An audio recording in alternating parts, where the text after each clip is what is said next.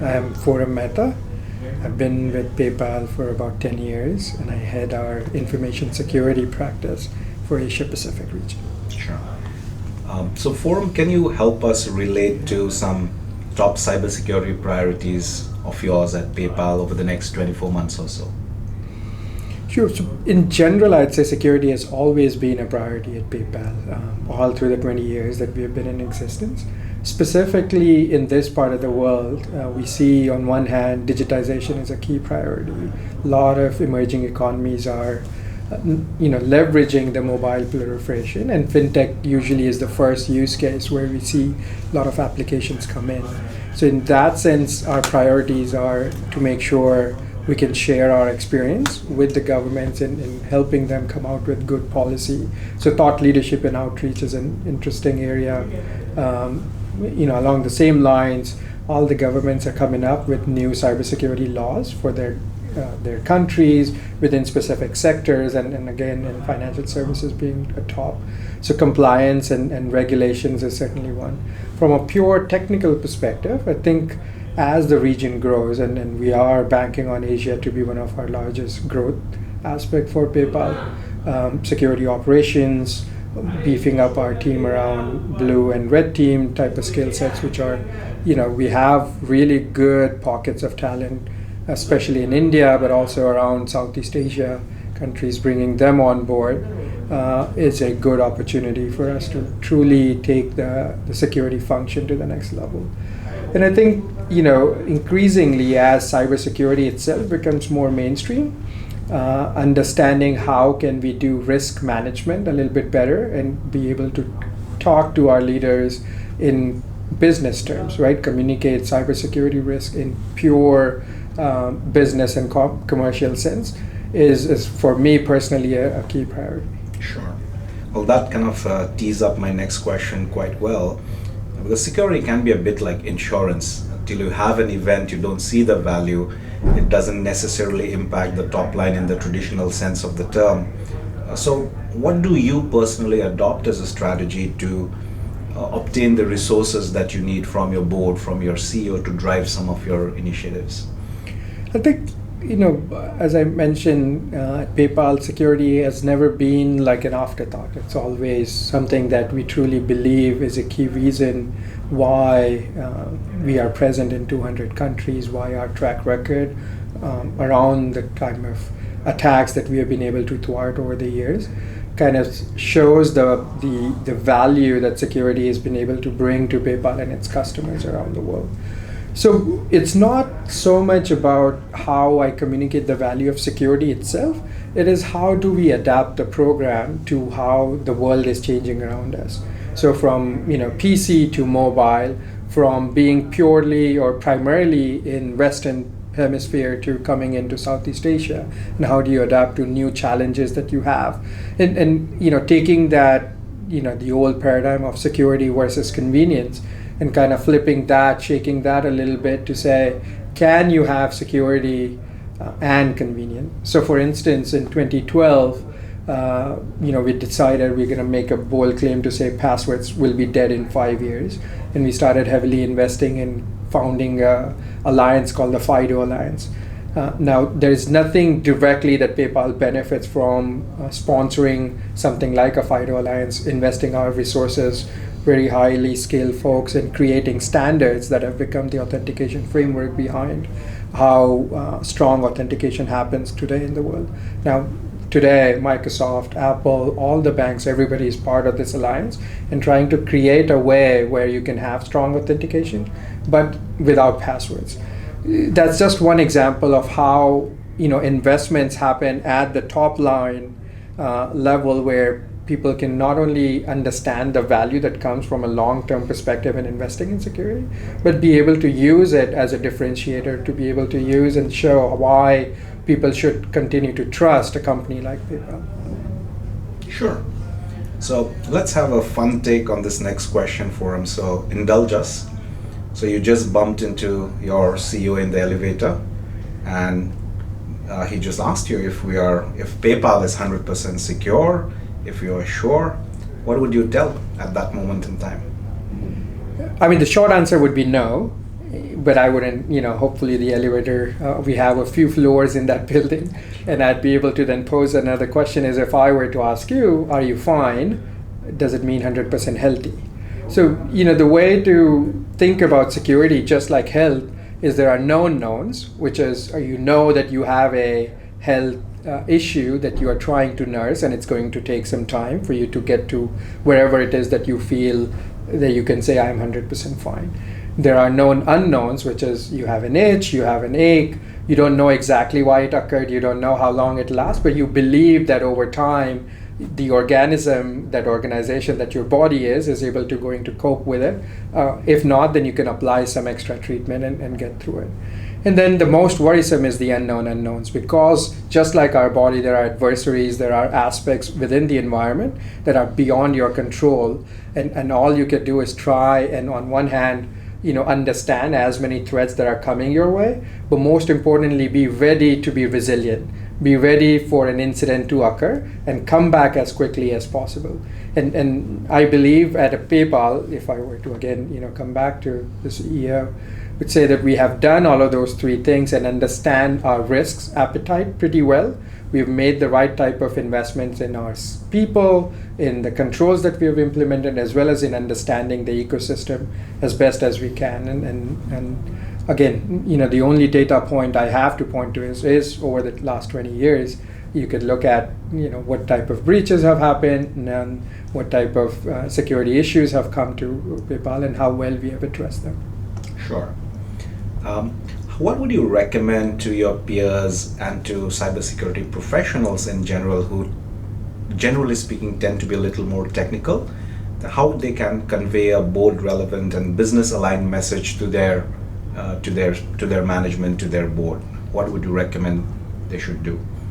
So I think this is one of the excellent questions as more and more cybersecurity professionals are facing these days. And I would say, don't try to explain to them, terms like account takeover, privilege access management. That is not the point of what security professionals should be doing. The idea here is to communicate risk in business terms, right? So and I feel the onus is on us as cybersecurity professionals to understand what business are we truly in.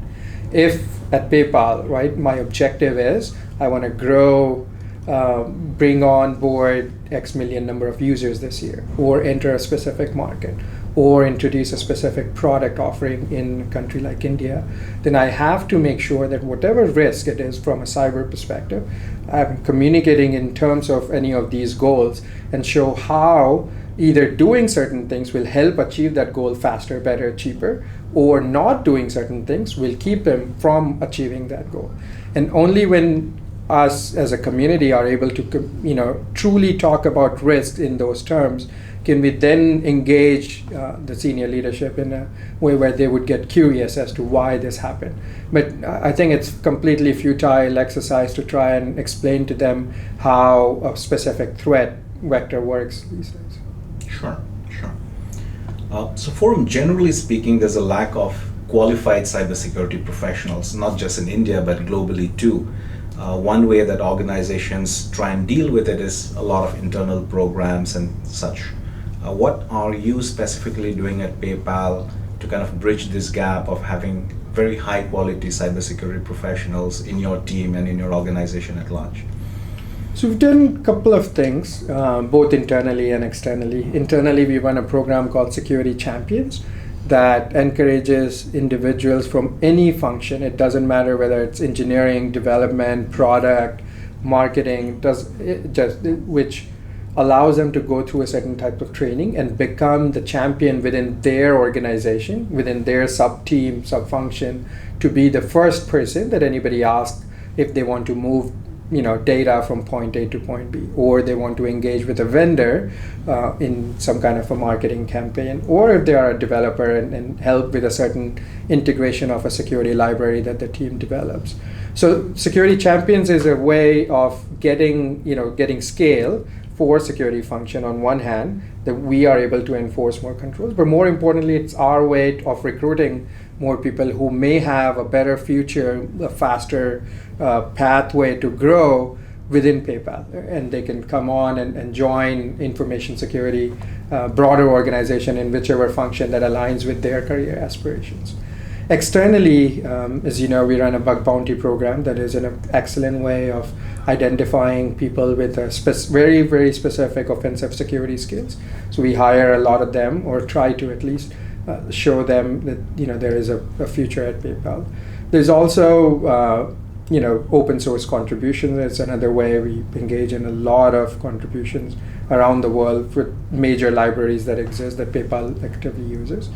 And I think one of the newest but the most important one is trying and bringing in the 50% of workforce that have largely been out of STEM, which is women, and creating programs that not only encourage women to learn cybersecurity or any specific technical skill, but also one program that India has been running quite successfully is called Recharge. Recharge is focused at moms who have left their workforce to have a baby, to help get the baby to a certain age and are then ready to come back to the workforce. So what we do is bring in a set number of women, give them 6 months training in variety of different functions, and then allow them to choose. And it's sort of a competition between different functions to try and attract and make them permanent part of their organizations. Sure. Phoram, what would you recommend in general to cybersecurity vendors that you have out there?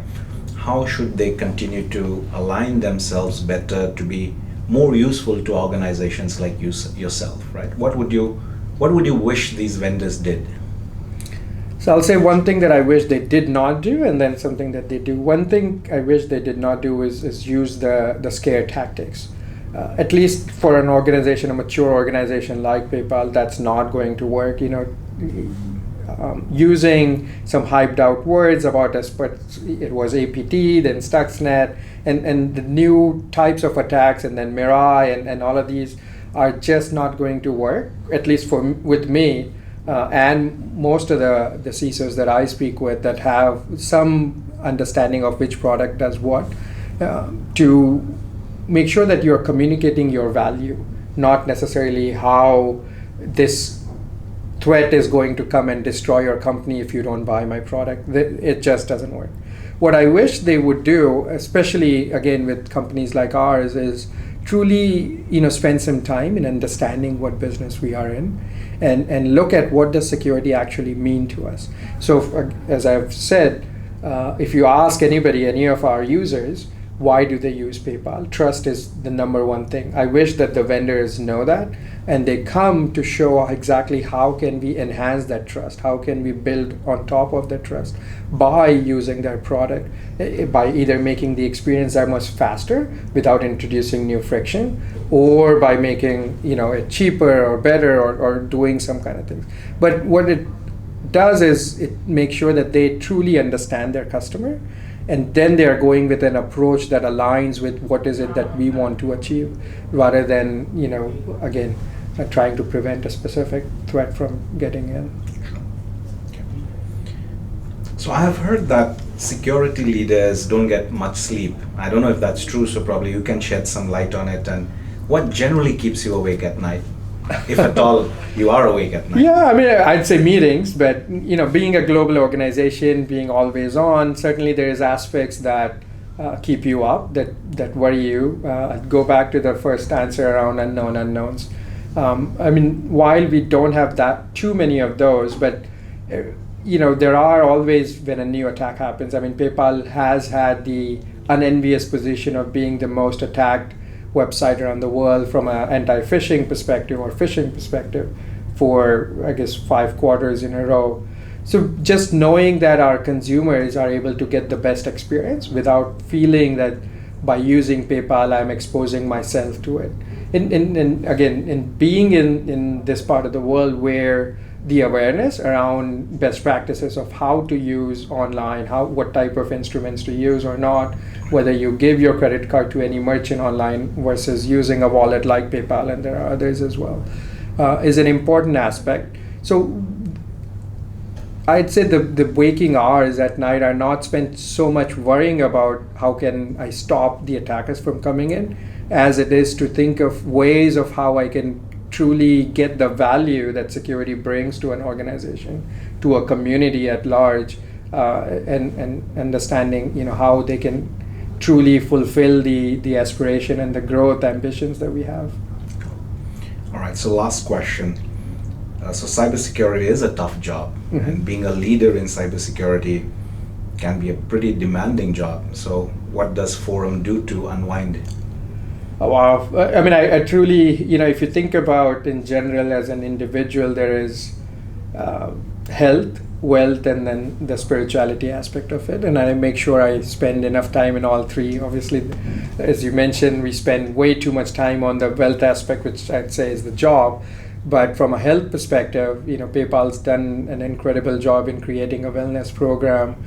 We have a physical activity every day of the week, and I partake in about 2 to 3 of them. I play tennis every weekend. I play soccer at least once a week.